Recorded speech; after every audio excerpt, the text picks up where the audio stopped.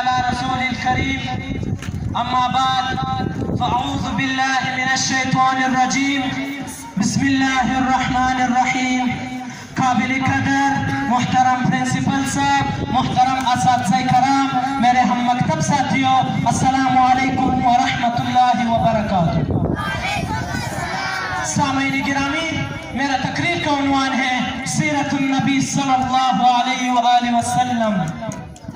اخلاق و شرافت پر جس کی دنیا کا ہر ایک انسان جھکتا ہے، اخلاق و شرافت پر جس کی دنیا کا ہر ایک انسان جھکتا ہے، اس شان کا پیغمبر بھیجا عیسائی بھی ازدا کیا کہنا.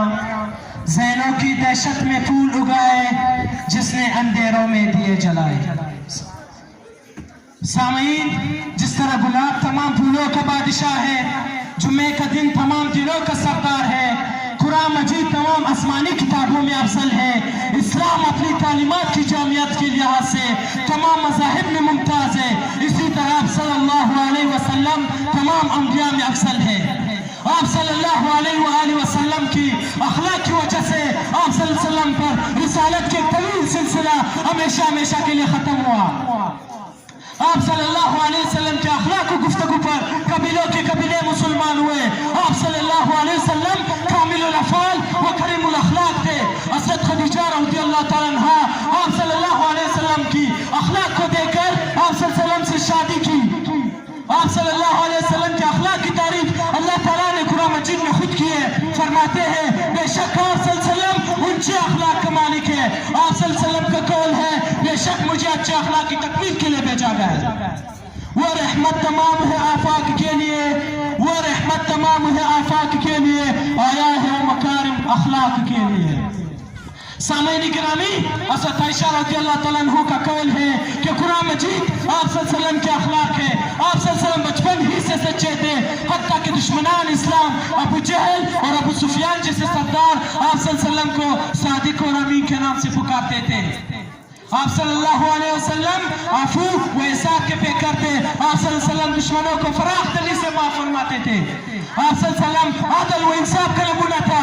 آپ صلی اللہ علیہ وسلم بلال اور عمر کو ایک ہی مسلح پر کھڑا کیا. آپ صلی اللہ علیہ وسلم بہت بڑے بڑے معاملے فہم فرماتے تھے، بڑے بڑے جھگڑوں کو بغیر خون خرابے ختم کر دیتے تھے.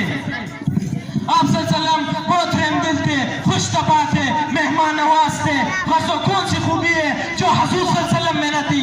آپ صلی اللہ علیہ وسلم کے اخلاق سے وہ حالات سدھر گئے جب انسانیت سے سک رہی تھی.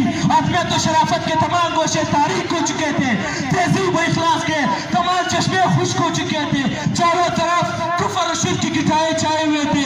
لوگوں نے بیت اللہ میں 360 بت رکھے تھے.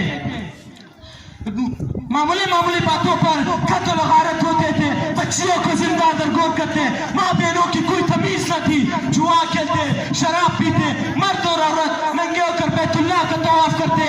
وہ ایک شاعر نے کیا خوب کہا ہے، وہ تھے قتل و غارت میں چالاک ایسے، وہ تھے قتل و غارت میں چالاک ایسے، درندے ہو جنگل میں بے باک جیسے.